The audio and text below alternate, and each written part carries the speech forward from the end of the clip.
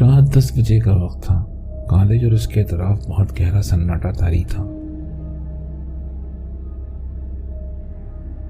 शनाया इस वक्त कॉलेज के सामने खड़ी साहिल का इंतजार कर रही थी। उसी वक्त उसके मोबाइल पर साहिल की कॉल आ जाती है। शनाया उससे गुस्से में कहती है, कहाँ हो तुम?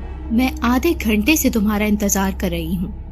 साहिल शनाया से कहता है, मैं कॉलेज की लाइब्रेरी में हूँ, तुम भी वहीं आ जाओ।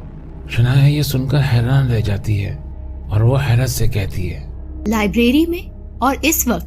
साहिल उससे कहता है, हाँ, मैंने कॉलेज के बैकडोर की चाबी बनवा ली थी, वो अभी खुला हुआ है, जल्दी से आ जाओ। शनाया ये सुनकर थोड़ा गुस्सा हो जाती है और फिर कॉलेज के बैकडोर की तरफ चल देती है।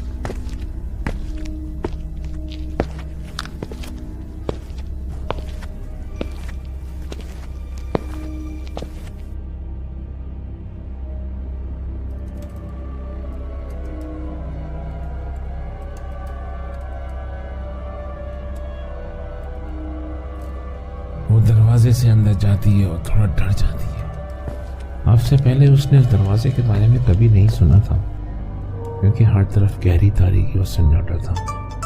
और उसी वक्त साहिल की कॉल दोबारा आ जाती है और वो शनाया से पूछता है, शनाया तुम कहाँ हो? शनाया उसको बताती है, आ रही हूँ, बस रास्ते में हूँ। ये सुनकर साहिल कॉल काट देता है। शनाया आहिस्ता आहिस्ता लाइब्रेरी की तरफ बढ़ रही थी।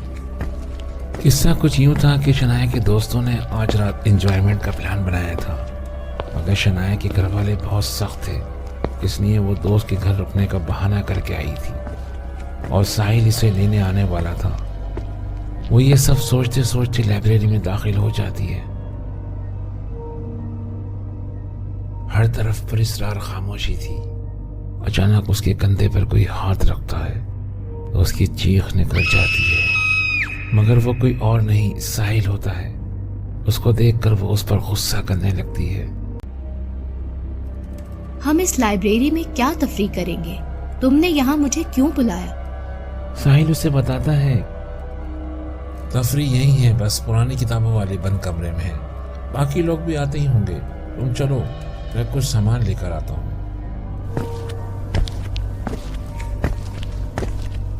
शनाया को उस कमरे से आती रोशनी देखकर कुछ इत्मीनान हासिल होता है और वो उस कमरे की तरफ चली जाती है। और उसी वक्त शनाया के मोबाइल पर साहिल की कॉल आने लगती है और फिर जैसे ही शनाया साहिल की कॉल उठाती है, कमरे की लाइट चली जाती है और शनाया उससे पूछती है, अब क्या हुआ? साहिल उसको जवाब में बताता है, मैं कॉलेज के बाहर खड़ा तुम्हारा इंतजार कर रहा हूँ और काफी देर से तुम्हें कॉल कर रहा हूँ। शनाया हैरान रह जाती है और फिर तफसील से उसे बताती है, तुमने तो मुझे लाइब्रेरी में बुलाया था।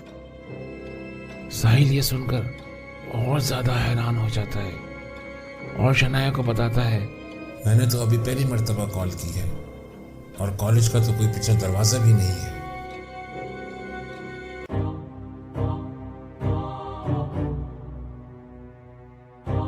ये सुनकर शनाया के हाथ से मोबाइल फोन गिर जाता है।